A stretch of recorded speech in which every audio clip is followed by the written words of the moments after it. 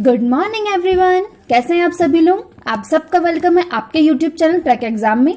तो फ्रेंड्स, आज है 22 मई और 22 मई को आज हमारा सेशन होने जा रहा है 42। तो 22 मई से रिलेटेड हम यहाँ करंट अफेयर्स के क्वेश्चंस देखेंगे, आंसर्स देखेंगे, डिस्क्रिप्शंस देखेंगे। आई होप ये आपके लिए काफी यूजफुल होंगे। तो फ्रेंड्स, सेशन स्टार्ट करने से पहले आप लोग जल्दी से चैनल को सब्सक्राइब कर दीजिए, शेयर कर दीजिए ताकि ज्यादा से ज्यादा लोगों के पास पहुंच जाए। बेल आइकन दबाना बिल्कुल स्किप मत कीजिएगा ताकि जैसे ही 5 बजे वीडियो अपलोड हो आपको उसकी नोटिफिकेशन मिल जाए। साथ ही फ्रेंड्स, अगर आप सारे सेशंस की पीडीएफ चाहते हैं तो पीडीएफ आपको अवेलेबल हो जाएगी टेलीग्राम चैनल पर, जिसकी लिंक मैंने नीचे आपको डिस्क्रिप्शन में दी हुई है। तो चलिए स्टार्ट करते हैं सेशन को आज के फर्स्ट क्वेश्चन से। तो आज का फर्स्ट क्वेश्चन है, एशिया के दूसरे सबसे बड़े रईस जैक मा ने किस देश के सॉफ्ट बैंक के बोर्ड से इस्तीफा दे दिया है। तो फ्रेंड्स, इसका आंसर है फर्स्ट जापान। जापान के सॉफ्ट बैंक के बोर्ड से इस्तीफा दे दिया है किसने? जैक मा ने, जो कि एशिया के दूसरे सबसे बड़े रईस हैं और साथ ही ये अलीबाबा ग्रुप के फाउंडर हैं। एशिया के दूसरे सबसे बड़े रईस जैक मा ने हाल ही में जापानी technology company soft bank office के साझेदारी उद्यम वीवर्क जैसे जोखिमपूर्ण निवेश को लेकर संघर्षपूर्ण स्थितियों की वजह से बोर्ड से इस्तीफा दे दिया है। जैक मा जो है वह अलीबाबा ग्रुप के फाउंडर हैं। अलीबाबा ग्रुप की जो स्थापना हुई थी वह 4 अप्रैल 1999 को हुई थी और इसका जो हेडक्वार्टर है वह चीन में है। चलिए नेक्स्ट क्वेश्चन पर आते हैं, हमारे सेकंड क्वेश्चन पर। आरबीआई ने हाल ही में कितनी नॉन बैंकिंग फाइनेंस कंपनीज का लाइसेंस रद्द कर दिया है? तो फ्रेंड्स, इसका आंसर है थर्ड 14 कंपनियों का, जो कि एक नॉन बैंकिंग फाइनेंस कंपनी है, उनका लाइसेंस रद्द कर दिया। किसने कर दिया है? आरबीआई ने। आरबीआई मीन्स भारतीय रिजर्व बैंक ने इसको रद्द कर दिया है। आरबीआई एक्ट 1934 की धारा 45I के सेक्शन ए के तहत नियमों के मुताबिक काम नहीं करने पर 14 नॉन बैंकिंग फाइनेंस कंपनीज का लाइसेंस रद्द कर दिया गया। मतलब जो भी आरबीआई की जो धारा है उसके तहत जो भी नियम बनाए गए हैं उन नियमों का पालन बिल्कुल भी ढंग से नहीं किया गया। किसके द्वारा? नॉन बैंकिंग फाइनेंस कंपनी, जिनको हम शॉर्ट फॉर्म में एनबीएफसी कहते हैं, इनका लाइसेंस रद्द कर दिया गया है। इसके अलावा 9 एनबीएफसी ने खुद अपना लाइसेंस सरेंडर कर दिया। एनबीएफसी और बैंकिंग कंपनियों में अंतर है कि एनबीएफसी डिमांड डिपॉजिट नहीं लेते। ठीक है, चलिए नेक्स्ट क्वेश्चन पर आते हैं, हमारे थर्ड क्वेश्चन पर। बंगाल की खाड़ी में हाल ही में किस नाम का चक्रवात आया? तो फ्रेंड्स, इसका आंसर है फर्स्ट अम्फान। अम्फान नाम का चक्रवात आया कहां पर? बंगाल की खाड़ी में। कब आया? 20 मई को। और ये जो अम्फान नाम है, इस चक्रवात का नाम अम्फान रखा गया और किसके द्वारा रखा गया? थाईलैंड के द्वारा 16 साल पहले। इसी के चलते प्रधानमंत्री नरेंद्र मोदी ने हाल ही में बंगाल की खाड़ी में उत्पन्न हो रहे अम्फान चक्रवात को देखते हुए तैयारियों का जायजा लेने की बैठक की है। प्रधानमंत्री जी ने स्थिति की समीक्षा और राष्ट्रीय आपदा प्रतिक्रिया बल द्वारा उठाए गए कदमों की जानकारी ली। चलिए नेक्स्ट क्वेश्चन पर आते हैं, हमारे फोर्थ क्वेश्चन पर।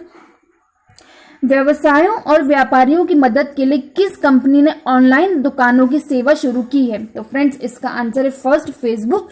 फेसबुक ने ऑनलाइन दुकानों की सेवा शुरू की है। किसके लिए? व्यवसाय और व्यापारियों की मदद के लिए। इसके तहत दुकानदार फेसबुक और इंस्टाग्राम पर अपनी दुकान बना पाएंगे और चीजों को बेच सकेंगे, क्योंकि अभी सारी दुकानें बंद हैं, कोई भी फिजिकली जाके ले नहीं पा रहा है। तो उसके लिए फेसबुक ने यह निकाला है कि ऑनलाइन दुकानें बनाकर चीजों को बेचा जाए, जिससे कोरोना वायरस की महामारी के बीच इनको कोई नुकसान ना हो। फेसबुक की बात करें तो फेसबुक की स्थापना फरवरी 2004 में हुई थी। इसके फाउंडर है मार्क जकरबर्ग और इसका जो हेडक्वार्टर है वह कैलिफोर्निया में है। चलिए नेक्स्ट क्वेश्चन पर आते हैं, हमारे फिफ्थ क्वेश्चन पर। मेसी और रोनाल्डो के बाद लेवेंडोस्की ने लगातार 5वें सीजन में कितने गोल करने वाले विश्व के तीसरे खिलाड़ी बन गए हैं? तो फ्रेंड्स, इसका आंसर है फोर्थ 40 गोल। 40 गोल किए हैं किसने? लेवेंडोस्की ने। किसके बाद किए हैं? मेसी और रोनाल्डो, जिसके द्वारा अब ये विश्व के तीसरे खिलाड़ी बन गए हैं। लेवेंडोस्की ने म्यूनिक की ओर से मैच में 40वें मिनट पहला गोल करके यह रिकॉर्ड हासिल किया। चलिए नेक्स्ट क्वेश्चन पर आते हैं, हमारे सिक्स्थ क्वेश्चन पर। निम्नलिखित में से विश्व स्वास्थ्य संगठन मतलब WHO के कार्यकारी बोर्ड के अध्यक्ष के रूप में किसे चुना गया? तो फ्रेंड्स, इसका आंसर है डॉक्टर हर्षवर्धन। डॉक्टर हर्षवर्धन जो है वह हमारे देश के केंद्रीय स्वास्थ्य मंत्री हैं, तो उन्हें विश्व स्वास्थ्य संगठन के कार्यकारी बोर्ड के अध्यक्ष के रूप में चुना गया है। डॉक्टर हर्षवर्धन जो है वह 22 मई को जापान के डॉक्टर हिरोकी नकतानी के उत्तराधिकारी का पद संभालेंगे। WHO की बात करें, मतलब वर्ल्ड हेल्थ ऑर्गेनाइजेशन या हिंदी में कहें विश्व स्वास्थ्य संगठन की स्थापना 7 अप्रैल 1948 को हुई थी और इसका जो हेडक्वार्टर वह जेनेवा स्विट्जरलैंड में है। ठीक है, चलिए नेक्स्ट क्वेश्चन पर आते हैं, हमारे 7वें क्वेश्चन पर। हाल ही में कौन सा बैंक वीडियो के माध्यम से KYC करने वाला देश का पहला बैंक बन गया है? तो फ्रेंड्स इसका आंसर है कोटक महिंद्रा बैंक। थर्ड है इसका answer. Kotak Mahindra bank video के द्वारा KYC करने वाला देश का पहला बैंक बन गया है। भारतीय रिजर्व बैंक ने जनवरी 2020 में नो योर कस्टमर मतलब KYC मानदंडों में संशोधन करते हुए ग्राहकों को ऑनबोर्ड करने के लिए वीडियो आधारित KYC विकल्प पेश किया।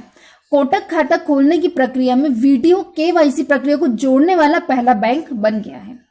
कोटक महिंद्रा बैंक की बात करें तो कोटक महिंद्रा बैंक की स्थापना फरवरी 2003 में हुई थी और इसका जो हेडक्वार्टर है वहां मुंबई में है। चलिए नेक्स्ट क्वेश्चन पर आते हैं, हमारे 8th क्वेश्चन पर।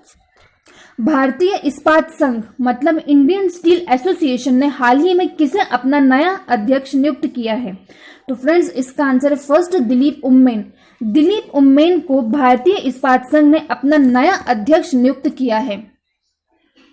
इससे पहले इस पद पर टाटा स्टील के CEO टीवी नरेंद्रन का कार्यकाल अगस्त में समाप्त होने वाला था, पर उन्होंने उससे पहले 1 मई को अध्यक्ष पद से हटने का फैसला किया। तो उनके अध्यक्ष पद से हटने के बाद अब उनका अध्यक्ष पद कौन संभालेंगे? दिलीप उम्मेन। किस कंपनी के लिए? भारतीय इस्पात संघ के लिए। ठीक है, चलिए नेक्स्ट क्वेश्चन पर आते हैं, हमारे 9th क्वेश्चन पर। भारत और किस देश ने हाल ही में 5 नए बंदरगाहों और 2 नए प्रोटोकॉल मार्गों के संचालन के लिए एक समझौते पर हस्ताक्षर किए हैं? तो फ्रेंड्स इसका आंसर है 4th बांग्लादेश। बांग्लादेश के साथ भारत ने 5 नए बंदरगाहों और 2 नए प्रोटोकॉल मार्गों के संचालन के लिए समझौते पर हस्ताक्षर किए हैं। इससे द्विपक्षीय व्यापार को बढ़ाने में मदद मिलेगी, साथ ही इससे नए गंतव्यों और उनके समुद्र तटीय क्षेत्र के आर्थिक विकास को प्रोत्साहन मिलेगा। बांग्लादेश की बात करें तो बांग्लादेश की राजधानी ढाका है और वहां के जो प्राइम मिनिस्टर हैं वह है शेख हसीना। चलिए नेक्स्ट क्वेश्चन पर आते हैं, हमारे 10th क्वेश्चन पर। आतंकवाद विरोधी दिवस कब मनाया जाता है? तो फ्रेंड्स इसका आंसर है 21 मई। 21 मई को आतंकवाद विरोधी दिवस मनाया जाता है। भारत में हर साल 21 मई को यह मनाया जाता है। यह दिन 21 मई 1991 को भारत के 7वें प्रधानमंत्री राजीव गांधी की पुण्यतिथि की स्मृति में मनाया जाता है, जिनकी तमिलनाडु में आतंकवादी समूह तमिल टाइगर्स इलम द्वारा एक हमले में हत्या कर दी गई थी।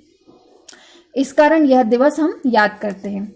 ठीक है, चलिए इसी के साथ फ्रेंड्स हम अपने सेशन को फिनिश करते हैं। आई होप ये आपके लिए जितने भी 10 क्वेश्चंस मैंने बताए आपको अच्छे लगे होंगे, आपके लिए यूजफुल होंगे। तो फ्रेंड्स आप लोग जैसे मैं हमेशा कहती हूँ कि नोट्स आप लोग प्रिपेयर करिए। नोट्स प्रिपेयर करने से आपके माइंड में भी चीजें बैठ जाती हैं। तो चलिए हम सेशन को ये फिनिश करते हैं, लेकिन फिनिश करने से पहले आज के थॉट ऑफ द डे को देख लेते हैं। तो आज का थॉट ऑफ द डे क्या कहता है? हर सफलता की शुरुआत मैं कर सकता हूं से होती है।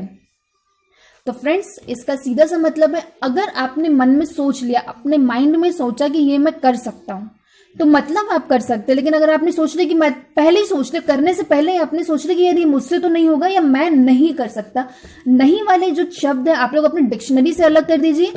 यस आई कैन डू, मैं कर सकता हूं, मैं कर सकती हूं, तो बिल्कुल आप लोग अपने लक्ष्य को भी बिल्कुल पा सकते हैं। ठीक है, बस ये है कि आपको थोड़ा सा मेहनत करनी पड़ेगी और अपने आप को पॉजिटिव एनर्जी देती रहनी होगी और हमेशा पॉजिटिव रहना होगा। लक्ष्य एक दिन जरूर आपको मिलेगा। ठीक है, तो चलिए फ्रेंड्स इसी थॉट को आप लोग माइंड में रखिए, पढ़ाई कीजिए। अब हम फिर मिलते हैं, तब तक के लिए गुड बाय, टेक केयर।